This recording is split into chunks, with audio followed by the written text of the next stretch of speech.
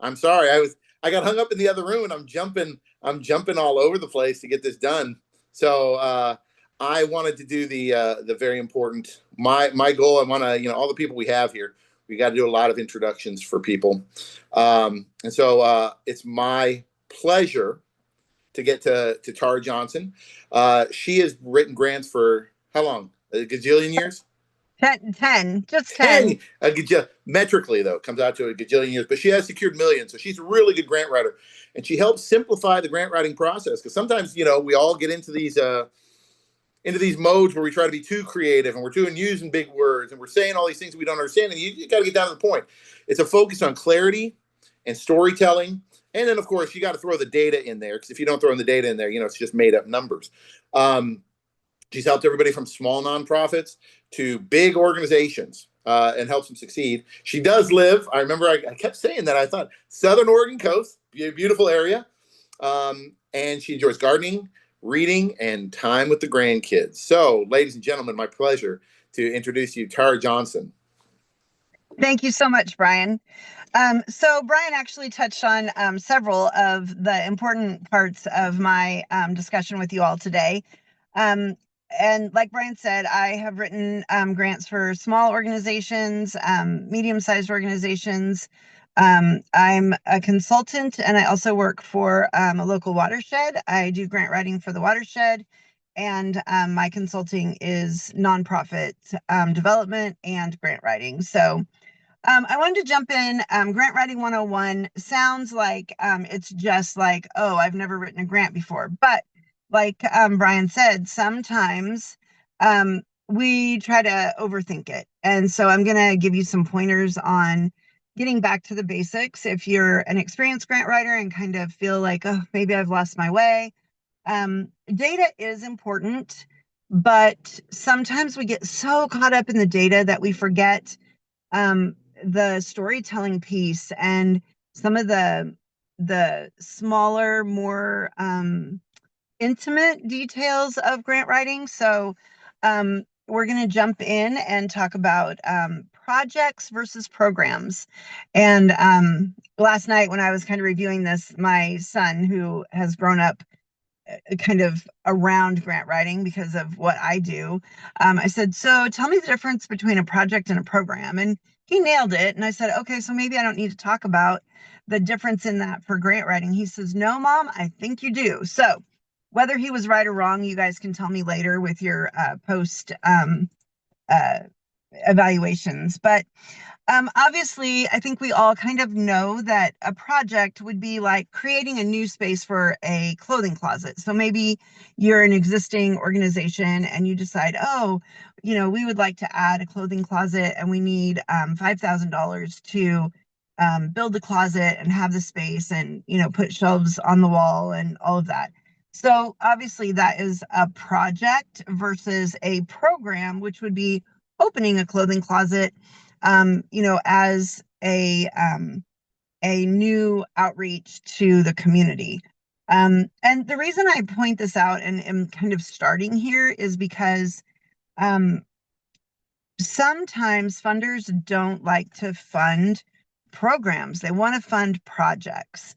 So it's important to, kind of have that in the back of your mind when you're writing.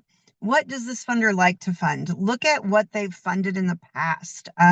Most funders will have a spot on their website that shows who they've given money to, and kind of look through those and see, ooh, most of their funding goes to projects. So if you can find a way to have a project rather than a program, that could be important. With programs, make sure that you have a plan for future funding, because I have yet to find a grant that does not ask, how are you going to fund this in the future? So if you don't have the answer to that question yet, then I wouldn't probably write the grant for that program yet. Sometimes programs are harder to fund because of that question. But if you have a good answer to that question, then your program could be successful. And that's where, again, looking at their website and saying, oh, they only fund a few programs, but I have a really amazing program and I really believe in it and I've got data to back it up, I have a need, then write it. Like you could be that 5%, even if you're um, a new grant writer. If you believe that your program meets a need and you have, the answer to the question of future funding, then that would be a great fit. One of the other things about programs versus projects is that um, I keep a list all the time for my clients and my other job of what programs could I do? Like if money were no object, what programs would I like to have? And I have a page that I just dedicate and I leave space so that I can go back and add in as I think about like just using my example of a clothing closet. Like um if I had, $5,000 dropped in my lap, what would I want to do for a clothing closet? What would it look like? So that then if I stumble upon a grant and it's got 3 days before I need to get it submitted, but it just fell into my lap, I already have a list of programs and projects so that quickly I can establish, oh, I could write a $5,000 grant for this, or oh, these people, like I'm working on one right now. The minimum ask is $50,000. Well, fortunately, I had something in mind already. I just found out about it. Well, writing a grant for $50,000 could be challenging unless I've already been doing some of the work. So I had this project in mind, could quickly pull it together. And it's due on Friday. Today is Tuesday. So I've got 4 days to get that grant done. But because it was already there, I already had some information pulled together from my magic list, or my dream sheet is what I call it. So my dream sheet always has things, projects and programs, both, that I could quickly write a grant for. And it could be as simple as a page in a notebook, or you could make it more complex and, flesh out a few things so that, again, when somebody says, hey, I just stumbled on this grant and I thought of your organization, you can be like, oh yeah, I'm ready to go. Another thing that we sometimes stumble on or get hung up on is the title. What do we call our grant? Well, um, I wrote a grant for kitchen improvements at an organization I used to work for. And I could have just titled it Kitchen Improvements. Like that covers the base, right? Seems easy enough. But that didn't feel right. And I have been coached by the person who taught me grant writing. You always want to stand out from the title all the way to the end. So if your grant title is kitchen improvements or we need kitchen improvements, does that really stand out? I'm going to go with not so much. So thank you, Ms. Bowman. I see you shaking your head. Yeah, kitchen improvements. Yeah, everybody needs kitchen improvements. I mean, everybody. Um, like we personally need kitchen improvements. So I changed it to Switchin' the Kitchen, and it became a three-part grant. The first part was funded, so then it was Switching the Kitchen, was the initial one, and then Switching the Kitchen Part Two, which wasn't super creative, but I wanted them to see that phase one was funded, completed, phase two accomplishing, and that we also had a phase three, because it was a huge project. So um, if you get stuck, I lean on my friend Charles. You're going to discover that Charles is my nickname for Chat GPT. I am not necessarily advocating using Chat GPT for all of your grant writing. Some funders have even started saying, hey, are you using AI? If so, how are you using AI? Well, if you have to say, oh, I used AI to help me create my catchy name, everybody's going to think you're a genius. If you use it to write your entire grant, then they might think you're lazy. Um, so, but I put in for the grant I'm doing right now, it's for backpacks for people to check out so that they can utilize the watershed in a more robust manner. And it will have activity sheets and binoculars. But I didn't have a clever name. So I put into Chat GPT, come up with a clever name for this. It gave me like 20 names. I then chose a couple that I liked the best and said, make these catchier. Well, all of a sudden now, it took me 10 minutes to do what I could have been pondering the entire time I'm writing the grant, because that's what I used to do. So now I can refer to it as Pack to Nature is the name of the grant that I chose because I think it's clever. Backpacks, but we're also pack to nature, like back to nature. I just thought it was a really clever play on words. So the catchy title, sometimes it seems silly, or you may think, oh, it's cheesy to have a catchy title. You want to stand out from top to bottom.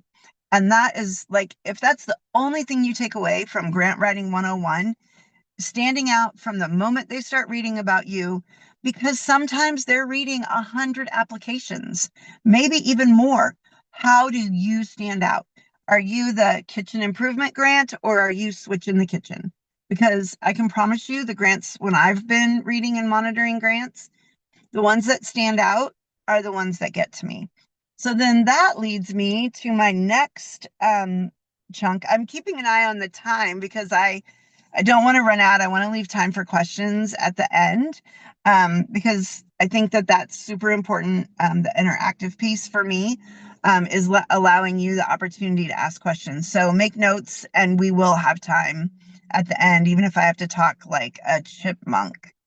You don't want to hear me try that though.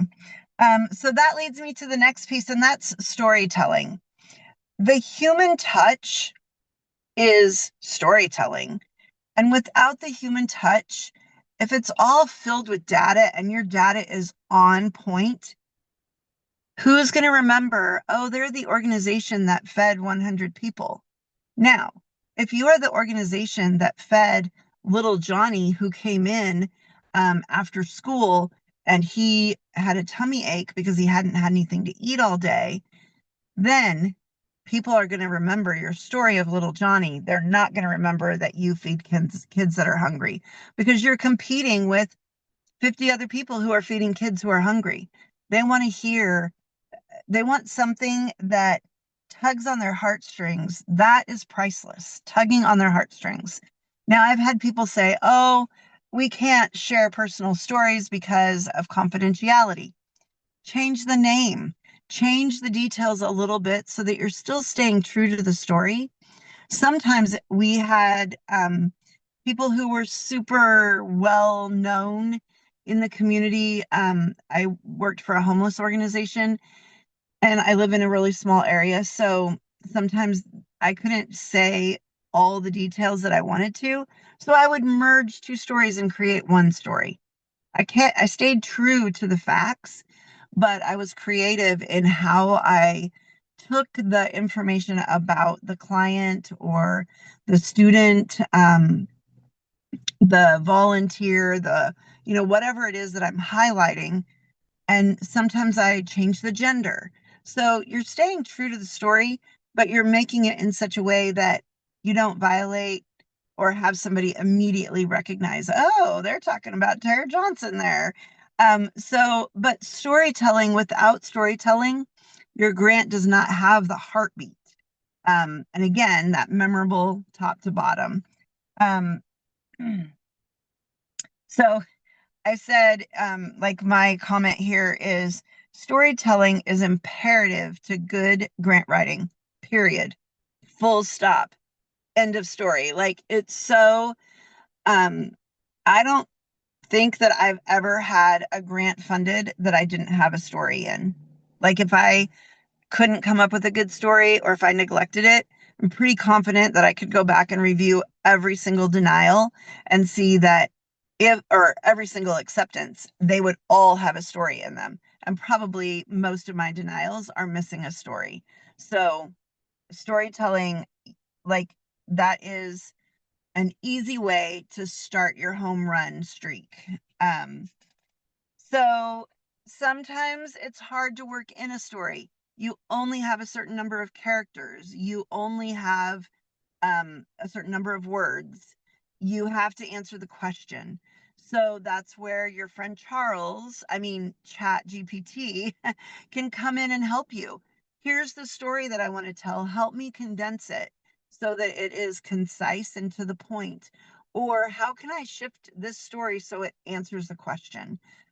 Because sometimes we are trying too hard, and Chat GPT doesn't have those same emotions. And so it can help us as well. Again, using Chat GPT carefully is a resource. Going back and triple, quadruple checking to make sure that the story is still accurate and that it didn't take out some imperative piece. Um, but um, Storytelling is imperative. Sometimes you can even get in two stories. Um, you can utilize a story that tugs at the heartstrings because like Johnny came in after school and he was so hungry and he was so upset, and you gave him food and he settled down. But then maybe you can bring in a story about a volunteer that is, giving so much to the organization, and that's why you're asking for a volunteer stipend. Um, so sometimes those stories can be multi-level, like, answering two different questions, or you can further enhance your application by justifying part of your budget with a story. Those are things that are also ways to work in stories, because again, your application needs to be memorable, and those stories help enhance that. um, a recent grant that I wrote for a horse rescue. They're teaching classes to um, like 9 through 12-year-olds, horseback riding and care classes. And so I did exactly what I just said. I talked about, how young people connecting with a horse and feeling like the horse connects with them, and that bond that happens is important. But the volunteers give so much of their time and energy, not just in helping with the camp, but in helping in other ways. And so, a way we wanted to honor them was to give them an honorarium or an incentive. And they're young; they're high school students. So, talked about the leadership skills that they were learning. So there were two stories sandwiched into one grant. So that's a pretty powerful application, and I'm happy to say that that grant was just funded. So it's, sometimes with like horseback riding, people are like, oh, well, that's just something that, you should pay for. Well, when you're in a small rural community that is economically depressed, it's not easy for kids to pay for that.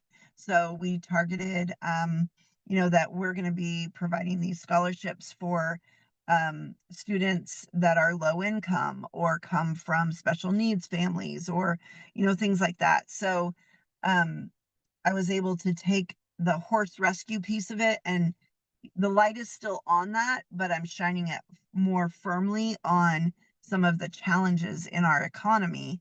And that also was a bit of storytelling in a different manner. But I drove that home through information as well as data, and not just data.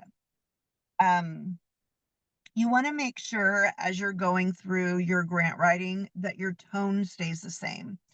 Um, you can have a story that's told in a very casual manner. And if you're telling your story in a casual manner, then the rest of your grant should read in a casual manner. Sometimes we get fixated on, oh, I answered this question with this information, so then the next question I answer with a different feel or tempo, but then it makes a disjointed application. So I encourage people, don't answer one question with a really formal and statistical answer, and then the next one with a casual, informal vocabulary. It's not about the, like, statistics and formal answers are fine, but you want to make sure that you don't do one and then switch to like really casual jargon.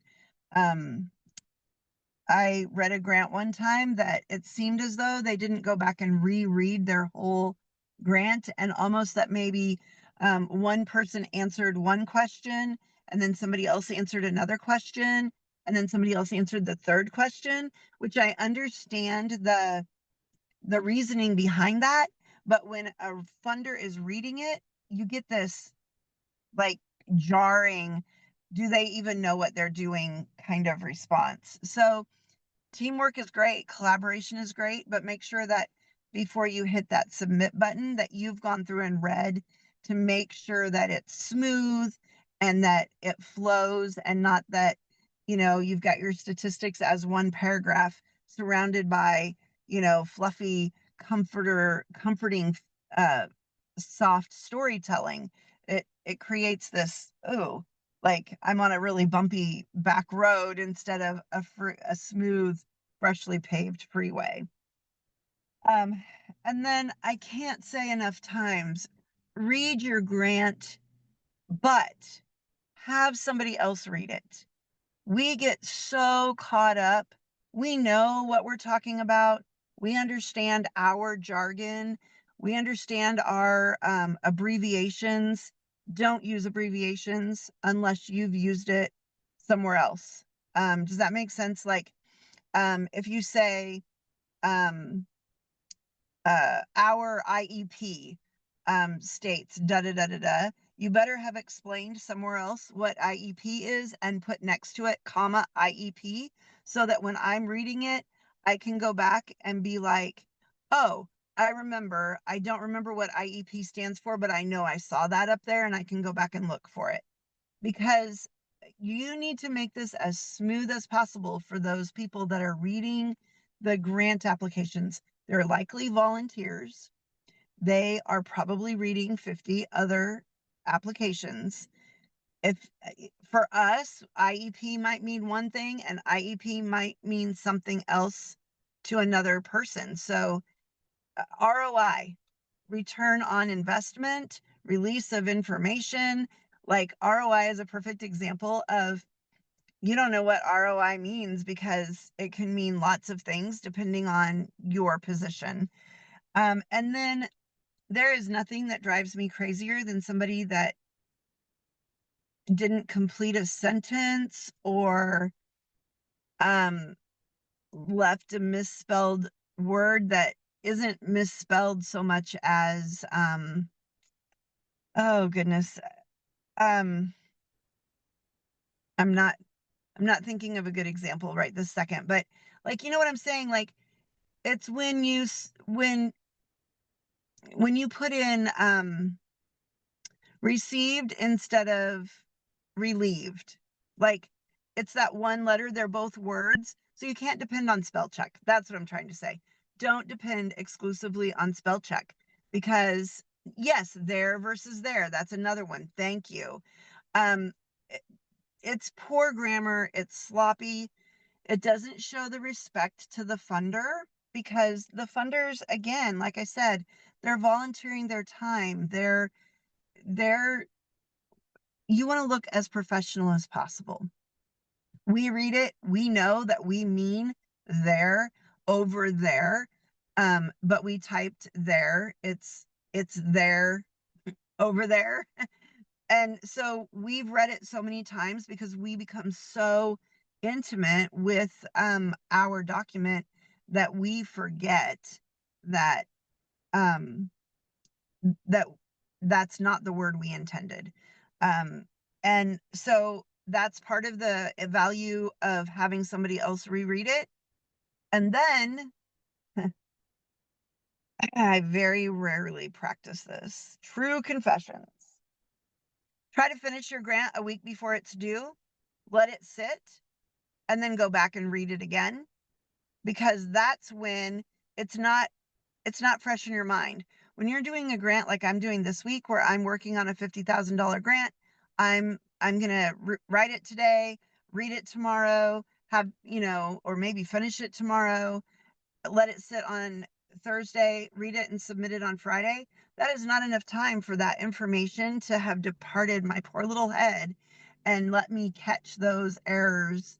So if you can, on your grant calendar, and if we have time, when I get to the end, I'm going to talk about grant calendars and the value of those and how to develop one. Um, but it's so important to try and finish early. Also, you never know when you're going to have a problem with your computer or the power going out or I live out in the middle of nowhere. I have satellite. I now have Starlink, which has been, I don't have any wood nearby, but my Starlink has been very reliable. However, I used to have internet that was not reliable. Well, what did I do? I was stuck without a paddle, flying down the river, heading for very bad places because I didn't have reliable internet. If I waited till the last minute, I very likely might not be successful. Nothing more devastating than to be hard against that 5 p.m. cutoff, be ready to hit submit, and you lose your power. What do you do? Have you had that happen before, Miss Bowman? I saw that little hand go up. It is. It's so frustrating. I've missed out on money because something happened at the very last minute. Sometimes it was even just a work-related crisis. So we'll talk about calendars if I get to the end. Make sure I got all of that. Yeah. Um, Again, double, triple check your grammar. It makes people question your organization if you have poor grammar in a grant. Um, Sometimes one of the frustrations that I find is how to say, like they ask a question, um, tell us about your program. So you tell them about your program. And then it says, how is this program going to make an impact? Well, I just answered that in the tell you about the program. So then it's either go back to your friend Charles, I mean, Chat GPT, and ask, how can I separate this into two answers? Or you just have to be redundant. And sometimes I feel like funders want that redundancy. Um, and I don't understand why, because they then have to read the answers that feel the same. Um, but make sure that you're, again, kind of reading, to make sure that when you can, you divide out those answers so that you aren't sounding redundant. Um, Sometimes you can't avoid it. I mean, you just can't. But if you can avoid that redundancy of saying the same thing in four answers, then try and do that. So, reporting. Grant reporting is imperative. First of all, you likely can't get another grant if you don't report on the funds that you received. However, if you have a grant reporting requirement, you need to do it. You need to go through the grant award when you get the grant and put on your calendar immediately, like before you sign the back of the check or before you sign the grant agreement, put it on your calendar. In 6 months, I need to send an update to TRJ Productions for their grant. If you don't put that on your calendar, I promise you, you're going to get an email that's going to tell you to do it. And you're going to be like, oh, yeah, I need to. Life is going to get in the way. You're not going to do it. And then your grant report's going to be late. And then they may have to hound you about it, or they may have software that hounds you about it, or they may not. And it just is a black mark on your organization. So before I sign the grant agreement now, I didn't used to do this, but I do now. I go and put all of the targets that I have to, the deadlines that I have to meet. Some of them want you to report 3 times. Some of them it's, once. Some of them it's halfway through.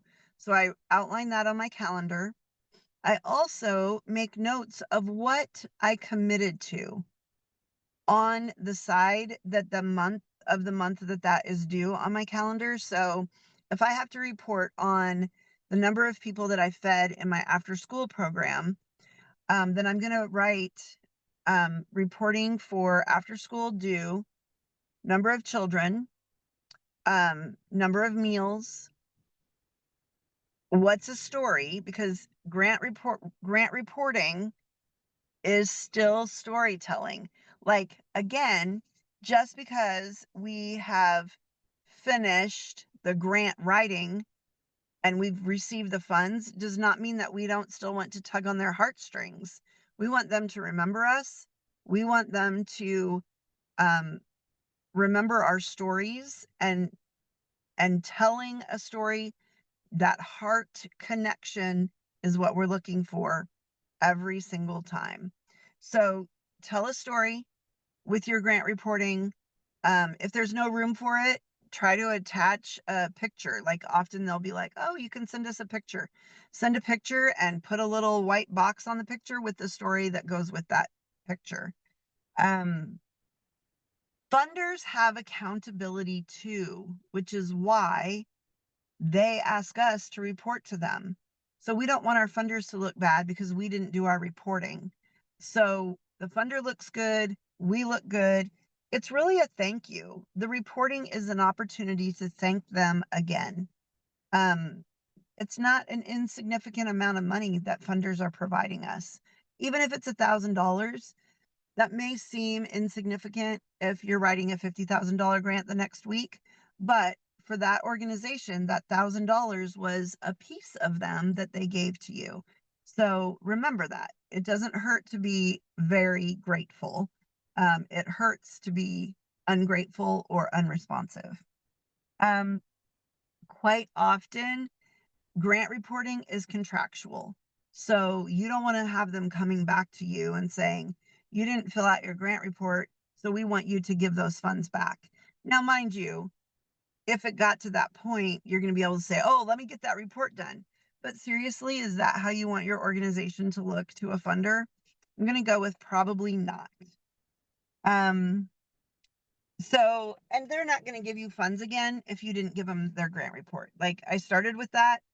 I'm gonna kind of end with that. I mean, it's not ending, but like, I can't express enough that that grant reporting is just as important as writing the grant.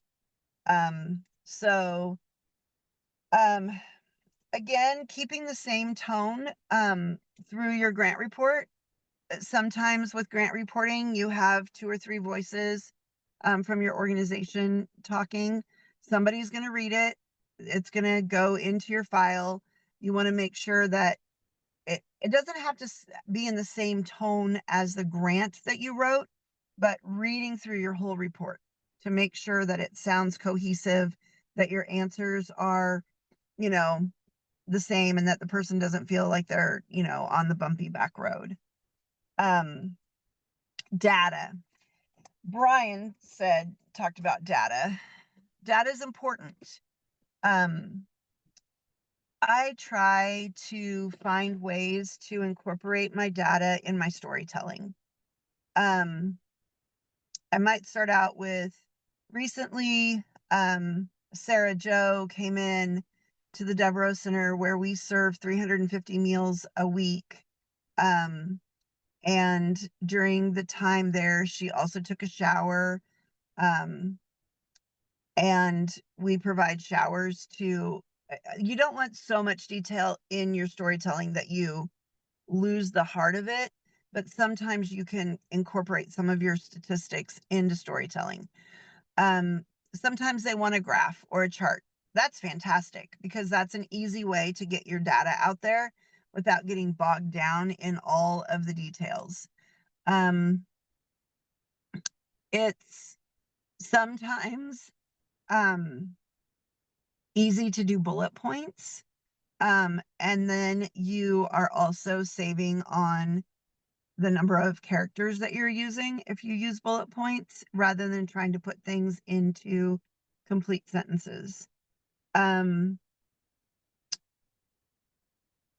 Now, one of the things that I'm doing is trying to get to know the funders better, so that I can ask them, do your readers prefer bullet points in the answers, or do they like narratives? Most of the time they say a mixture, but whenever a bullet point is appropriate, use it. So I've been using more bullet points recently than I used to, because it's a super easy way to communicate that information on an ongoing basis. Um, so we've got a few more minutes. I'm going to talk about calendars and then we'll do questions. Um, a grant calendar. People think that grant writing, like that, well, one of my biggest pet peeves is people are like, oh, I'm a nonprofit now, I can go write grants. Well, I'm going to tell you, as like the biggest secret of grant writing is relationship building, period. If you are going to write a grant to an organization and they're not a government agency, I strongly encourage you to join their listening sessions that they might offer, call the number that's listed, email them. The more they know about you and your organization and find that you're trustworthy, the more they're going to be willing to have conversations with you, let you know what you could have done to improve the grant that they had to deny. We all get the same letter. Oh, we had an overwhelming number of applicants this time. Feel free to try again next year. We can't apply, we can't fund everybody, but, you know, thank you. Have a good day. So when you get those letters, it's great if you've already got a relationship, because then you can have a pathway that says, hey, I didn't get funded this time. What could I do? And they might say, oh, you know, because of the number of applications we got, they really chose to focus on food and food insecurity instead of environmental issues. Oh, okay. Well, then I can't change that, because my mission is environmental issues and they chose to serve food insecurity. But they might say, well, we had five other applications for food insecurity, and yours just seem to be missing da da da da da. And then you can work on that and improve it. Do you need better stories? Did you need more numbers? Did you but if you haven't ever talked to a funder before, then it's awkward to make that phone call.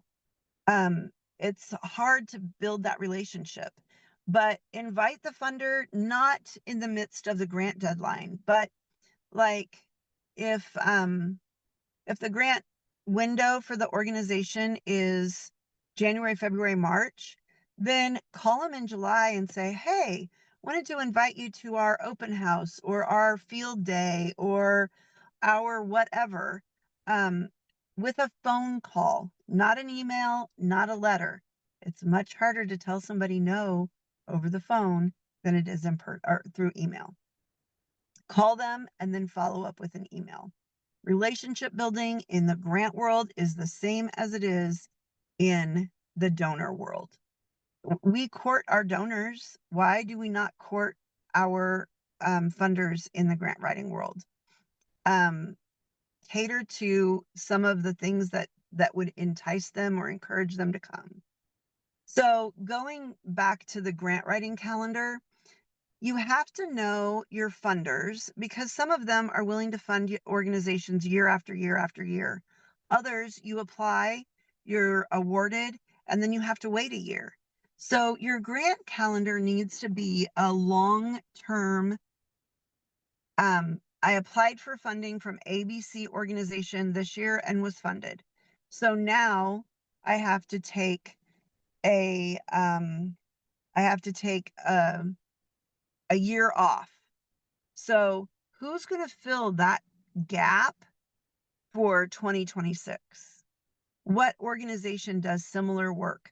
Who can I connect with? So your calendar needs to have the deadlines and the opening dates of your organization. So For us, one of the power companies, Pacific Power, has 4 different rounds of funding that they do for different components of their giving. So one round might be food insecurity, one might be environmental education and the arts. Well, I fit maybe 2 of those. So then you have to choose one because they don't let you apply for both. So you choose the one, you put that on your calendar. You want to make sure you know when you can start working on the application. You also need to have kind of the the um sorry, I saw a question. I will get to you. Um you have to have the date that you want to have the application in and the date when your hard date. And I usually put, the opening date and then like a month later, have I started working on the Pacific Power Grant? Um, a reminder several times because I am the queen of procrastination. I swear I'm not going to be, and yet here I am procrastinating. So make sure that you do things that fit your personality. If you're a procrastinator, you better put the opening date on there so that you can at least go through and see, have they changed anything? Because they might have changed their application from this year, from last year to this year. And if you wait until the last minute, you might be surprised to discover that they need something they didn't need last year and you don't have it. So that's part of the grant calendar. The annual, these are the grants I'm applying for. These are the open dates. These are the close dates. The reporting you also have to incorporate your reporting, but you also need to have like that 3-year outlook. Who do I have to take a year off from? Or who can I apply for every 3 years, every year? And who's filling in those gaps? Who do I need to build relationships with? Like all of that should be on your grant calendar. So you need like a close up 1-year view and then a longer term 2 to 3-year view. Let me figure out the chat question. If you're having trouble getting stories from your nonprofit clients, how do you handle that? So yes, and imagine that is really great.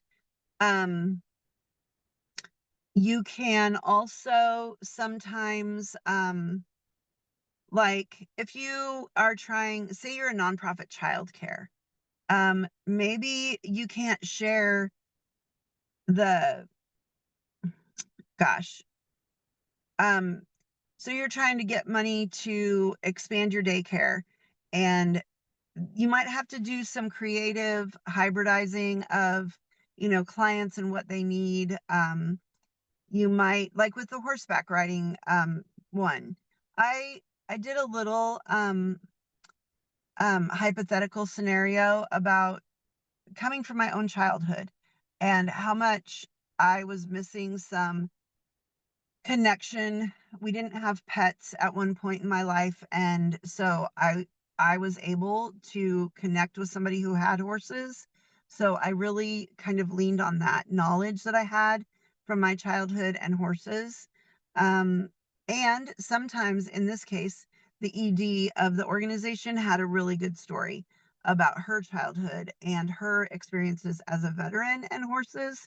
So sometimes it's easy even finding adjacent things. And again, maybe ask ChatGPT, how can I get stories surrounding and the work that you're doing?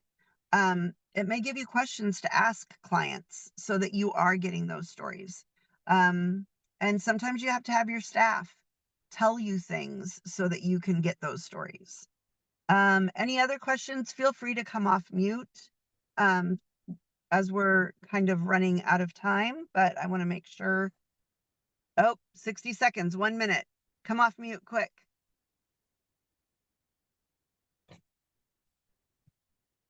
Or don't. But seriously, like if you've got a question, this is your chance. No question, just thank you. Oh, you're welcome. I'm so excited to have been able to do this. And I very much appreciate Sabrina and all of the work that she put into this. I just met her one time on Zoom, and then we were friends on Facebook, and she seemed like an amazing woman. So I'm glad that we could do this kind of in her honor. Thank you so much for joining, and I hope you find the rest of the conference beneficial. Yeah, thank you.